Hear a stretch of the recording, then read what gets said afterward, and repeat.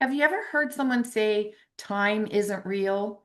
And you're wondering, like, what does that mean? How could that even be? How could that be true? If so, that might be why you attracted today's video. Today, that's what we're going to talk about in the dojo. We meet live every Tuesday, and if you're not able to join us, let me share my screen with you and welcome you to the dojo. You're welcome to join us live, and if not, I'm so happy that you found this video. Um, Last week, our topic was, do you fear happiness? We had a really great conversation about that. So if you were not able to join us live or you didn't yet see the video, I will put a link to that video at the end of this video. But for today, we're going to be talking about time is not real, stepping out of the illusion of the clock. And what does that even mean? In a previous dojo conversation, about shifting realities. We talked about that. We talked about shifting realities and how multiple realities coexist all at once.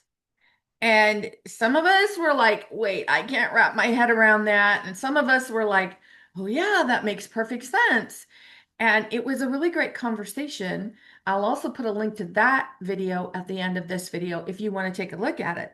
But on the topic of that, let's think about that. If multiple realities coexist all at once, there's not one timeline, not one fixed story, but countless versions of you and your life existing simultaneously, like different floors on the same building or a film strip on a piece of film that you would watch a movie with. There's different sections, but it's all part of one. And we said something important during that conversation. You don't move through realities with effort. You effortlessly shift through them with awareness. Now, here's the next layer. That's what we talked about today. The deeper truth most people never reach. If multiple realities exist, if they coexist at the same time, then time can't be real. Think about it.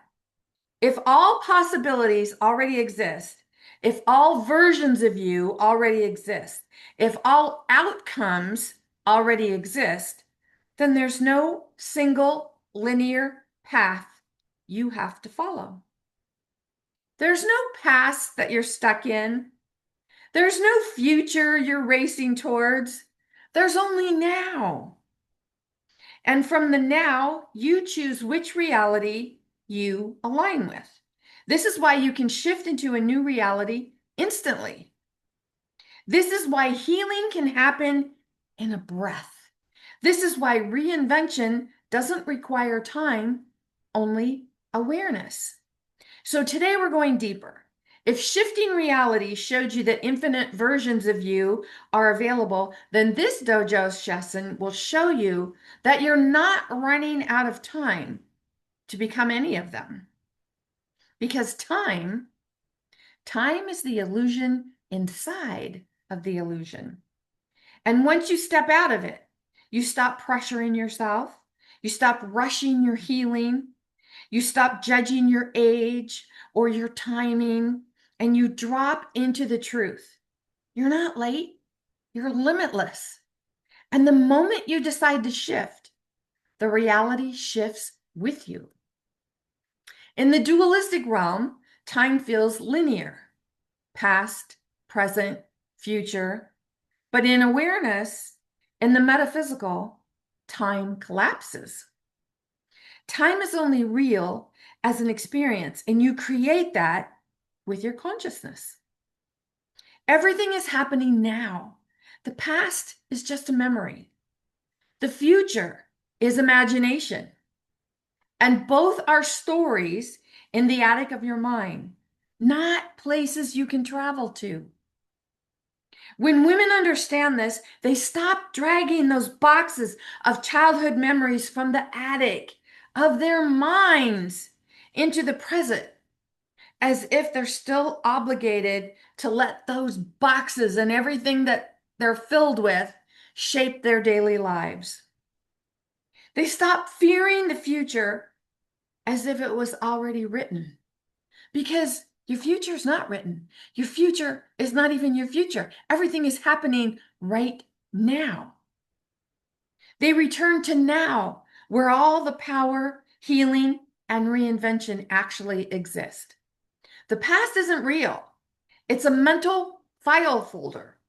Memory is stored in those file folders. Memory is a stored perception, not a living experience. Pain only lingers because the mind replays it. When you open a memory, you bring your current awareness to it, not the original version of you. Remember, the higher self conceives, the brain receives, and the mind perceives. That's why we always ask, right? Okay, when the mind is telling you something, is this something that I want to believe to be true? Because that's what the mind is perceiving. And what it's perceiving doesn't make it fact, it doesn't make it truth. The future doesn't exist yet. Worry is rehearsing a scene you don't even know you'll ever have to play. Desire becomes clearer when you stop projecting fear into a moment that hasn't happened. Power only exists in the present moment. Manifestation, healing, reinvention all happen in the now. When you exit the illusion of time, you step into infinite possibilities.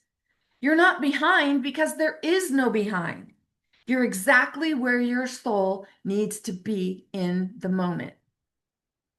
I invite you to prioritize consciousness and conscious awareness each time you say, I'm running out of time. It's too late for me. I should be further ahead by now. And replace it with, now is everything I ever need. This realigns you with presence, abundance, and worthiness. Living in the now is where creation happens, where miracles happen, where you happen. The past is dust. The future is a whisper. But this moment is full of possibilities. Time isn't the universal truth we think it is. It's a measurement, not a reality. Think of the things that we measure, right? We used units of measure, a measuring cup, a measuring tape, money. These are all units of measure, just like time. It's a measurement, not a reality. It's a structure humans created like any other unit of measure so we could organize life in the dualistic realm. But it's not how our soul experiences existence. Your soul doesn't age. Your awareness doesn't tick like a clock. Your power doesn't live in minutes and years. The past isn't real. The past is simply a memory your mind is replaying, like opening an old attic box. You're not traveling back in time. You're bringing your current awareness to a stored perception. This means the past has no actual hold on you. It only feels alive when you revisit it. The future isn't real. The future is imagination, a movie in your mind that hasn't happened yet. You're not running out of time. You're just projecting fear onto a moment that doesn't even exist yet. When you stop doing that, the future becomes open, fluid, and full of possibility. The only real moment is now. Every desire is born in the present. Every reinvention happens in the present. Every healing occurs in the present. You create from the moment you're aware, not from the clock on the wall. When you stop believing time is scarce, your entire nervous system relaxes. Scarcity turns to spaciousness. Tightness turns to openness. Your energy stops leaking into worry about the future or shame about the past. Your body finally says, "Oh, I can breathe now." And in that breath, creativity returns, desire returns, worthiness returns, because you're no longer judging yourself based on where you should be or where you should be by now. Have you ever heard yourself say that? I should be farther along by now. I should have this by now. I should have done that by now. That's something very common that a lot of people say. You're simply here, aware, powerful, and present. When you drop the illusion of time, your desires stop feeling like deadlines and start feeling like exciting invitations. You stop rushing. You stop comparing. You stop shrinking. You start allowing. Your desires don't need time. They need space. They need your effortless present, not pressure. Not enough time is really code for I'm not enough. But once you realize time isn't even real, you stop measuring your worthiness on how long healing takes, how fast success comes, how late you think you are, how old you are, because none of these define you. Worthiness is not measured in minutes. It's measured in awareness. And you can choose awareness in any moment. You have never been behind. You've never been late. You have only ever been right here in the only moment that truly exists. And this moment, this is where your power lives. This is where your reinvention begins.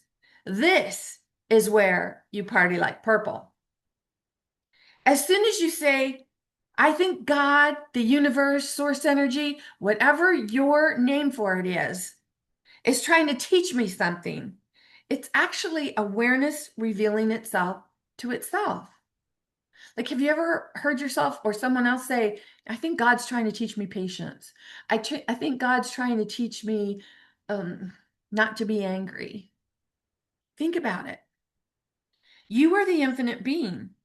You can accept this invitation right now to act as impersonal, effortless awareness, or to continue to play the game of life as if you're part of the dualistic realm.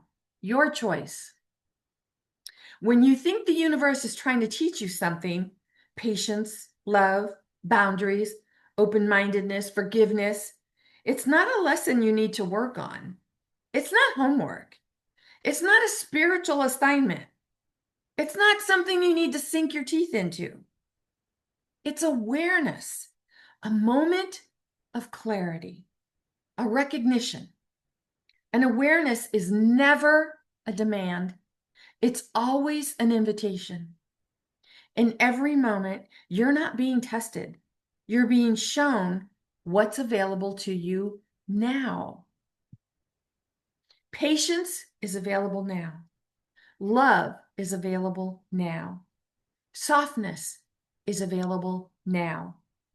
Boundaries are available now. Open-mindedness is available now. Not when you earn it, not when you learn enough, not when you've spent enough time suffering through a cycle. You can accept or decline the invitation in an instant. There is no timeline, no lesson plan, just a choice. The universe doesn't need time to shape you. Time is a dualistic concept, while awareness continues to always reveal itself to itself. Now, what are you thinking about this? Is your mind spinning, or is this really making sense to you? To help, I've put some questions here, and you can go back and look at these questions later. I'm not going to read them all to you if this is something that you want to do, but just, pause the video right there. And in the meantime, what are you thinking now? Are you able to see a little differently about time as a construct? as opposed to something that's supposed to rule or run your life. If you've got any questions with this or you want any support with this kind of work, visit me at masteringyourbeliefs.com. In the meantime, this is Nancy Mueller, the one and only Life Sensei, saying ciao for now.